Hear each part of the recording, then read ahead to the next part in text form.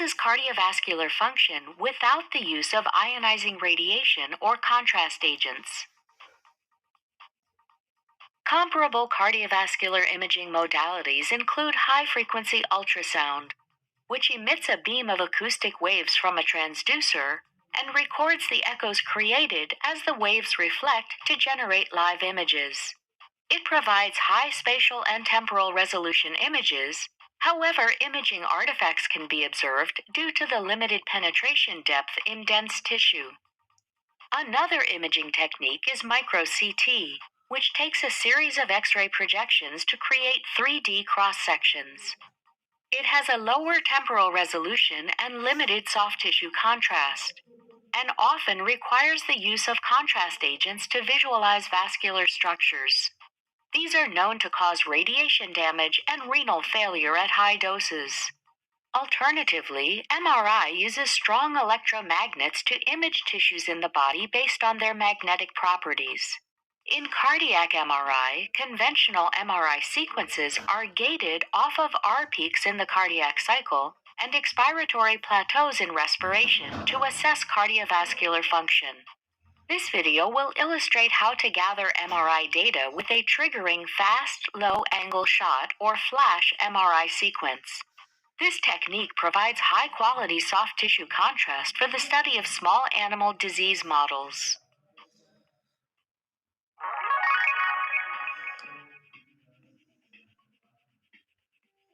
Magnetic resonance imaging is a technique that uses the paramagnetic properties of tissue to visualize soft tissue contrast.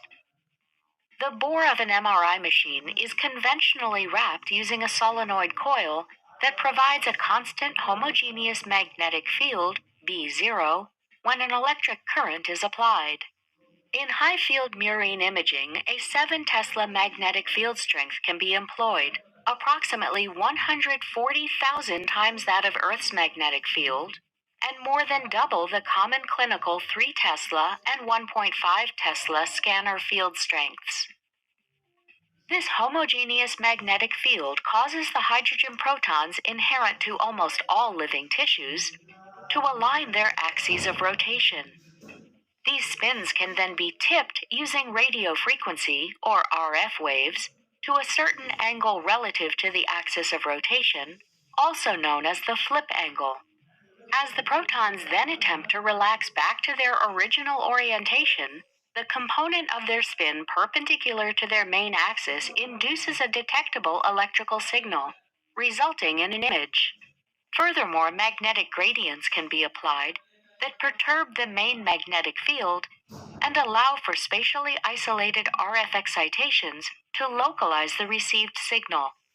Specific to the methods described in this video is the flash sequence, which uses low flip-angle RF excitations that are rapidly repeated to induce a steady-state pattern in the proton motion.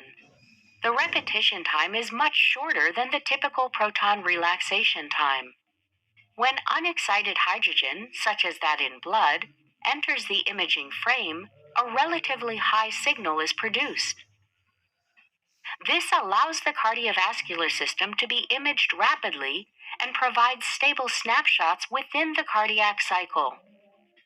Through triggering the flash sequence with physiologic signals, images of the cardiovascular system can be acquired that highlight cardiac, vascular, and respiratory motion. Having reviewed the main principles of cardiac MRI, let us now walk through the step-by-step procedure to prepare and image an animal.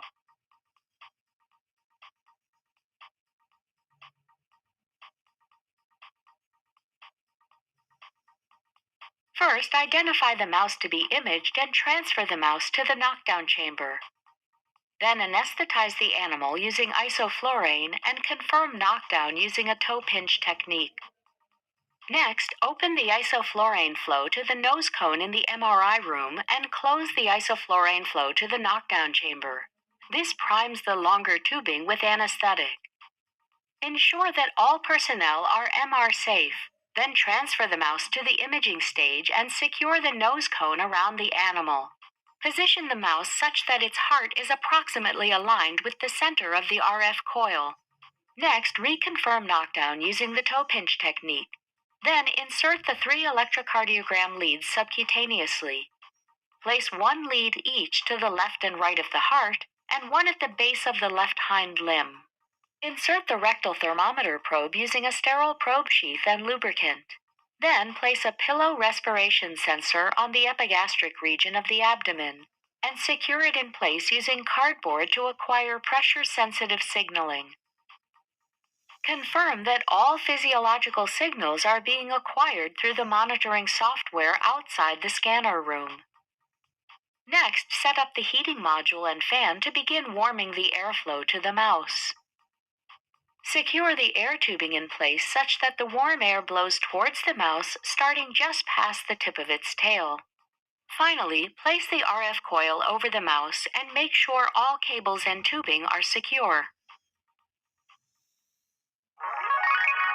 Let us now review the step-by-step protocol to perform cardiac MRI on the anesthetized mouse. First, tune and match the RF coil outside the bore of the magnet to ensure maximum signal detection. This is indicated by a narrow valley at 0 Hz for each component of the RF coil. Next, slowly insert the imaging stage into the bore of the magnet. Ensure that the mouse is positioned directly in the center of the bore and the gradient coil has equal spacing along all radial directions.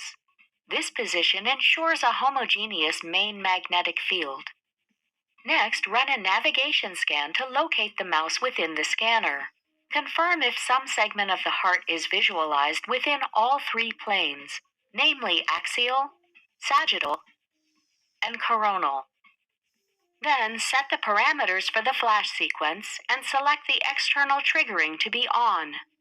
On the monitoring software, configure the external triggers such that the MRI sequences are serially run only on R peaks in cardiac cycles during stable respiration in the expiratory phase. Next, prescribe the initial flash sequence by setting the parameters and positioning an imaging plane rectangle in the coronal view. Then press Continue to run it such that the slice plane follows the axis from the apex of the heart through the aortic valve. This initial cine loop will provide a 2-chamber view of the heart. Then, while referencing the results from the 2-chamber view, prescribe and run a new flash sequence along the apex aortic valve axis to visualize a 4-chamber view. Finally, prescribe a short axis slice that is perpendicular to the apex aortic valve axis approximately halfway through the heart. The papillary muscles should be distinctly visible within the cine loop output at this location. Once imaging is completed, transfer acquired data to an appropriate location for analysis. Then retract the imaging stage from the bore of the magnet and remove the gradient coil and all probes from the animal before transferring the animal from the scanner bed. Now that we have obtained a cardiac MRI in a mouse, let us review the results of the scans. This figure shows the cine loop of a short axis view of the left ventricle, directly perpendicular to the base apex axis of the heart, and at a position that includes the papillary muscles. Here we see the blood cine imaging of a mouse heart with 14 short axis view snapshots across the cardiac cycle, including end diastole and peak systole. The regions of dropout signal within the lumen of the left ventricle indicates fast blood moving, which was originally out of plane and not tagged by the RF wave excitation. This image shows a 4-chamber view of the heart with bright blood inflow through the mitral and tricuspid valves and then out through the aortic and pulmonary valves respectively. Finally, here is a maximum intensity projection that shows how multiple slices can be spatially combined to visualize the cardiovascular system of the whole mouse. The figure shows a 3-dimensional stack of time-synced, bright, 2-dimensional blood images, showing the thoracic and abdominal regions of a mouse.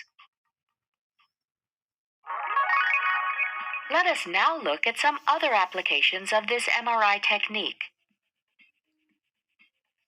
As an extension of the described technique, we can use this technology to compare the kinematics of healthy versus diseased hearts.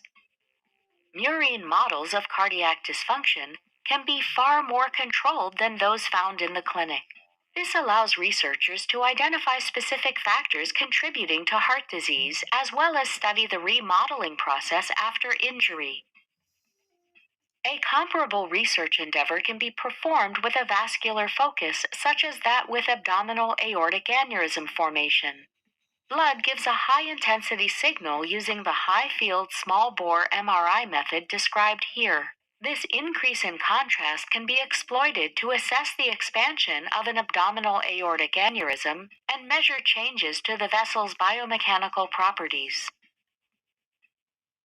You've just watched Jove's introduction to cardiovascular magnetic resonance imaging. You should now know how to perform cardiac imaging and how to acquire cine-loop data of the murine heart using standard bright blood flash MRI sequences synced with cardiac and respiration signals. Finally, you should also know how to identify cardiac structures in these images. Thanks for watching.